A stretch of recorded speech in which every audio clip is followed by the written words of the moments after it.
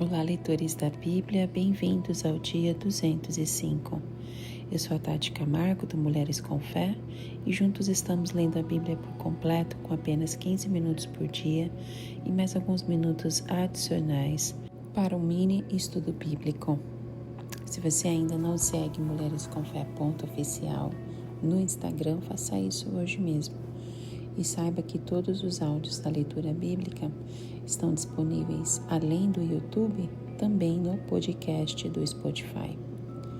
Antes de nós começarmos a lermos a palavra de Deus, hoje eu vou ler para vocês 2 capítulos, Isaías 35 e 36. Vamos fazer a nossa oração antes de iniciarmos. Senhor Deus, muito obrigada, Pai, pela Tua bondade, pela Tua fidelidade, pelo Teu poder em nossas vidas. Sabemos que em Ti, Pai, nós podemos, Senhor Deus, fazer Tua obra, que em Ti nós podemos, Senhor Deus, sermos encorajados para continuarmos na jornada que o Senhor tem para nós. Somente com o Senhor nós podemos isso, Pai. Nossa força está em Ti, a nossa alegria está em Ti, Senhor. E eu peço em nome de Jesus que o Senhor fale conosco através da leitura bíblica de hoje, que o Teu Espírito Santo nos ensine, nos mostre o que é certo, nos mostre, Pai, a Tua vontade, nos dê sabedoria, conhecimento e compreensão, que endireite os nossos caminhos, Senhor. Só conseguimos isso através do poder do Teu Espírito Santo. Abre os nossos olhos, Senhor Deus, e que possamos, Pai, remover as distrações, para que possamos estar focados no que é mais importante, esse tempo de conhecê-lo mais e mais. Em nome de Jesus. Amém. Isaías capítulo 35. A alegria dos redimidos. O deserto e a terra ressequida se regozijarão. O ermo exultará e florescerá como a tulipa, e romperá em flores, mostrará grande regozijo, e cantará de alegria. A glória do Líbano lhe será dada, como também o resplendor do Carmelo. E disse Arão: verão a glória do Senhor, o resplendor do nosso Deus. Fortaleçam as mãos cansadas, firmem os joelhos vacilantes, digam aos desanimados de coração: sejam fortes, não temam, seu Deus virá com vingança, com divina retribuição virá para salvá-los. Então se abrirão os olhos dos cegos e se destaparão os ouvidos dos surdos. Então os coxos saltarão como servo, e a língua do mudo cantará de alegria. Águas irromperão no ermo e riachos no deserto. A areia abrasadora se tornará um lago, a terra seca, fontes borbulhantes. Nos antros onde outrora havia chacais, crescerão a relva, o junco e o papiro. E ali haverá uma grande estrada, um caminho que será chamado caminho de santidade. Os impuros não passarão por ele. Servirá apenas aos que são do caminho. Os insensatos não o tomarão. Ali não haverá leão algum, e nenhum animal feroz passará por ele. Nenhum deles se verá por ali, só os redimidos andarão por ele. E os que o Senhor resgatou voltarão. Entrarão em Sião com cantos de alegria duradoura. Alegria coroará sua cabeça. Júbilo e alegria se apoderarão deles, e a tristeza e o suspiro fugirão. Isaías capítulo 36. A ameaça de Senaqueribe. No 14º ano do reinado de Ezequias, Senaqueribe, rei da Síria, atacou todas as cidades fortificadas de Judá e se apossou delas. Então Laques, o rei da Síria, enviou seu comandante com um grande exército a Jerusalém ao rei Ezequias. Quando o comandante parou no aqueduto do açude superior, na estrada que leva ao campo do lavandeiro, o administrador do palácio, Eliaquim, filho de Ilquias, o secretário Sebna e o arquivista real Joá, filho de Asaf, foram ao encontro dele. E o comandante de campo falou: Digam a Ezequias, assim diz o grande rei, o rei da Assíria. Em que você está baseando em sua confiança? Você diz que tem estratégia e força militar, mas não passam de palavras vãs. Em quem você confia para rebelar-se contra mim? Pois veja, agora que você está confiando no Egito, aquela cana esmagada que fura a mão de quem nela se apoia, assim é o faraó, o rei do Egito, para todos os que dele dependem. E se você me disser, no Senhor nosso Deus confiamos, não são dele os altos e os altares que Ezequias removeu, dizendo a Judá e a Jerusalém, vocês devem adorar aqui, diante deste altar? Faça agora um acordo com o meu senhor, rei da Assíria, e eu lhe darei 2.000 cavalos, se você puder pôr cavaleiros neles. Como então você poderá repelir um só dos menores oficiais do meu senhor, confiando que o Egito lhe dará carros e cavaleiros? Além disso, você pensa que vim atacar e destruir esta nação sem o Senhor? O próprio Senhor me mandou marchar contra esta nação e destruí-la. Então Eliaquim, Sebna e Joá disseram ao comandante, por favor, fala com teus servos em aramaico, pois entendemos essa língua. Não fales em hebraico, pois assim o povo que está sobre os muros entenderá. O comandante, porém, respondeu, pensam que o meu senhor mandou-me dizer-me estas coisas só a vocês e ao seu senhor e não aos homens que estão sentados no muro? Pois como vocês, eles terão que comer as próprias fezes e beber a própria urina. E o comandante se pôs em pé e falou alto em hebraico. Ouçam as palavras do grande rei, do rei da Síria. Não deixem que Ezequias os engane. Ele não poderá livrá-los. Não deixem Ezequias convencê-los a confiar no Senhor quando diz, certamente o Senhor nos livrará. Esta cidade não será entregue nas mãos do rei da Síria. Não deem atenção a Ezequias, assim diz o rei da Síria. Venham fazer as pazes comigo.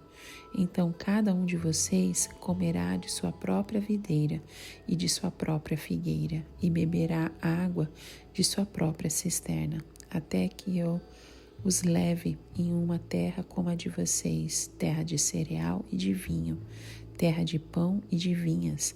Não deixe que Ezequias os engane quando diz que o Senhor os livrará. Alguma vez o Deus de qualquer nação livrou sua terra das mãos do rei da Síria? Onde estão os deuses de Amate e de Arpade? Onde estão os deuses de Serfavaim? Eles livraram Samaria das minhas mãos? Quem dentre todos os deuses dessas nações conseguiu livrar a sua terra? Como então o Senhor poderá livrar Jerusalém das minhas mãos? Mas o povo ficou em silêncio e nada respondeu, porque o rei dera esta ordem, não lhe respondam. Então o administrador do palácio, Eliaquim, filho de Ilquias, o secretário Sebna e o arquivista Joá, filho de Asaf, com as vestes rasgadas, foram contar a Ezequias o que dissera o comandante. Isaías capítulo 35, encontramos um capítulo que irradia esperança e renovação. Este trecho das Escrituras Sagradas é como um oásis espiritual no meio do deserto, da desolação e do sofrimento que permeiam muitas partes do livro de Isaías. Com as suas palavras inspiradoras e visões proféticas, Isaías nos conduz a um cenário de transformação e restauração que traz alívio à alma. O capítulo começa com uma visão da terra deserta e árida, florescendo em uma abundância de beleza e vida. Ele escreve, o deserto e o lugar solitário se alegrarão disto, e o ermo exultará e florescerá como a rosa. Aqui a linguagem usada é tão rica quanto simbólica. O deserto é uma metáfora poderosa para as áreas das nossas vidas, que parecem secas, estéreis e desoladas. Podem representar momentos de sofrimento, desespero ou simplesmente a sensação de que tudo ao nosso redor está em ruínas. No entanto, o profeta nos assegura que quando Deus intervém, esses desertos florescerão como a rosa. Essa imagem nos faz lembrar da beleza e fragrância das flores, que se abrem na primavera após um período de inverno rigoroso. Assim como a natureza é capaz de se renovar, nós também podemos experimentar a renovação espiritual e emocional por meio do amor e da graça divina. A seguir, Isaías continua a pintar um quadro encantador da natureza respondendo à ação de Deus. Abundantemente florescerá e também jubilará de alegria e cantará. A glória do Líbano se lhe deu, a excelência do Carmelo e de Saron. Eles verão a glória do Senhor e a excelência do nosso Deus. Nesse versículo encontramos uma descrição da alegria da natureza em resposta à intervenção divina. A natureza personificada como uma criatura que canta e se alegra, celebra a abundância que brota da obra do Senhor. O Líbano, famoso por sua beleza, o Carmelo e Saron, conhecido por sua fertilidade, são mencionados como símbolos desta abundância. Aqui Isaías nos lembra que a obra de Deus não apenas transforma o coração humano, mas também reverbera na criação ao nosso redor. Então nós vemos a manifestação da glória de Deus nos versículos 3 e 4, que nos diz assim: fortalecei as mãos fracas e firmai os joelhos trementes. Aqui ele se dirige àqueles que podem estar se sentindo enfraquecidos, desanimados ou desgatados pelas dificuldades da vida. As mãos fracas e os joelhos trementes podem simbolizar não apenas a fraqueza física, mas também a falta de esperança e coragem diante dos desafios. A palavra de Deus, por meio de Isaías, é um chamado para restauração e fortalecimento. Ela nos recorda que em nossos momentos de fraqueza, podemos buscar a força e a graça de Deus para nos sustentar. É um convite para confiarmos em sua promessa de renovação e transformação. Isaías continua sua mensagem de encorajamento, dizendo: dizei aos de coração aflito, sede fortes, não temais. Eis que o vosso Deus virá com vingança, com recompensa de Deus, ele virá e vos salvará. Aqui o profeta se volta para aqueles que estão sofrendo e desanimados em seus corações. A mensagem é clara, não importa o quão desafiadora seja a situação, não devemos temer, pois o nosso Deus está vindo para nos salvar. Então, nos apresenta um retrato reconfortante da manifestação da glória de Deus, nesses dois versículos, o 3 e o 4. Essa renovação, essa manifestação da glória de Deus na vida daqueles que buscam a renovação divina. Essas palavras nos lembram que mesmo nos momentos de fraqueza e desânimo, podemos encontrar força em Deus e confiar em sua promessa de salvação e recompensa. No capítulo 36, nós somos transportados para um momento crucial na história do povo de Judá.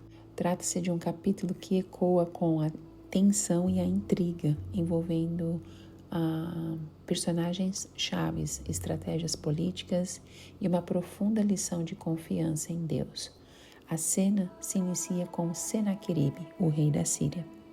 Bom, este rei está prestes a desferir um golpe devastador contra o reino de Judá. A chegada de Rabsaque, o comandante-chefe de Senaqueribe, às portas de Jerusalém é uma demonstração clara da ameaça que paira sobre o povo de Judá.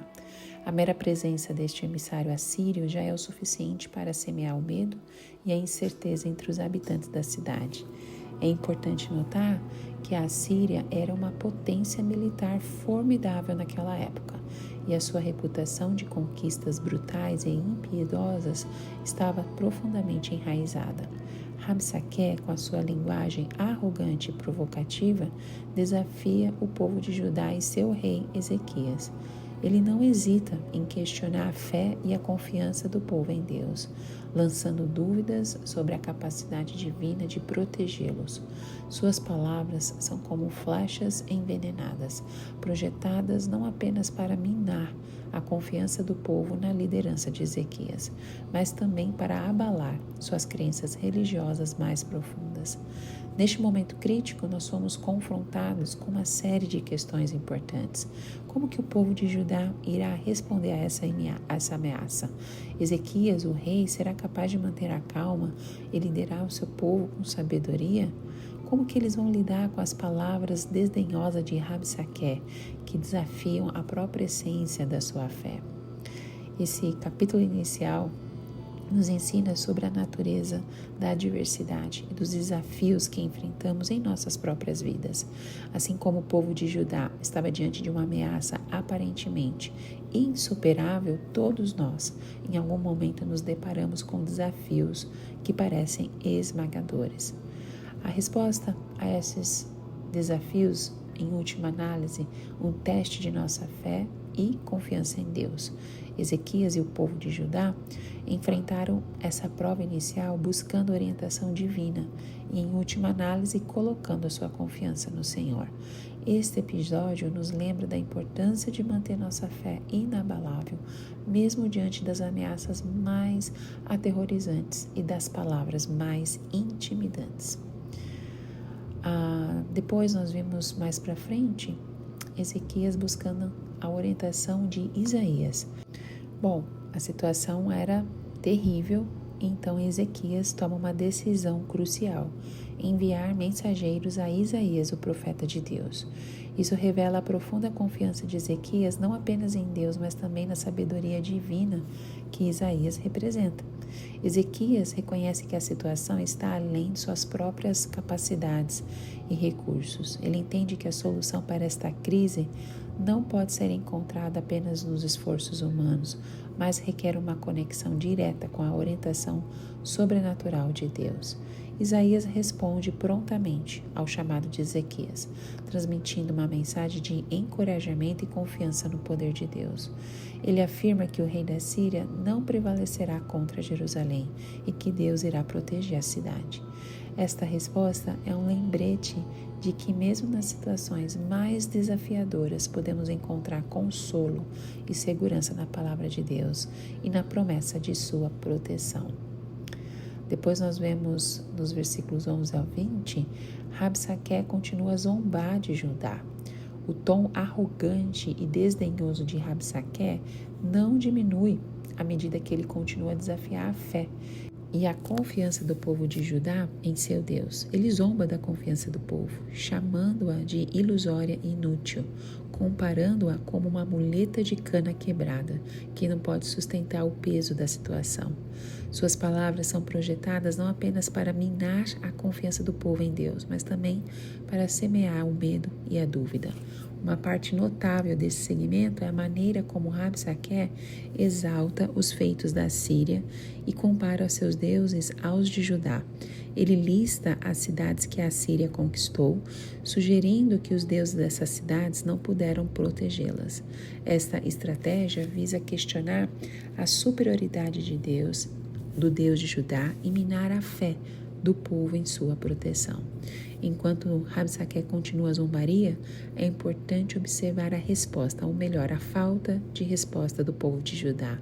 Eles permanecem em silêncio diante das provocações assírias, não cedendo às palavras insultuosas e provocadoras de Rabsaqué.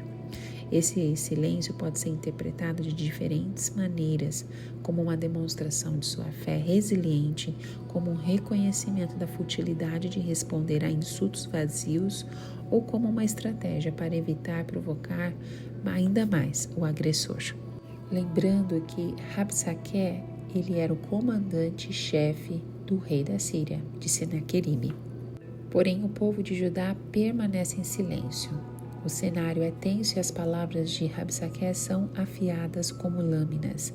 Ele zomba da confiança do povo de Judá e de seu Deus, questionando sua capacidade de resistir à investida assíria.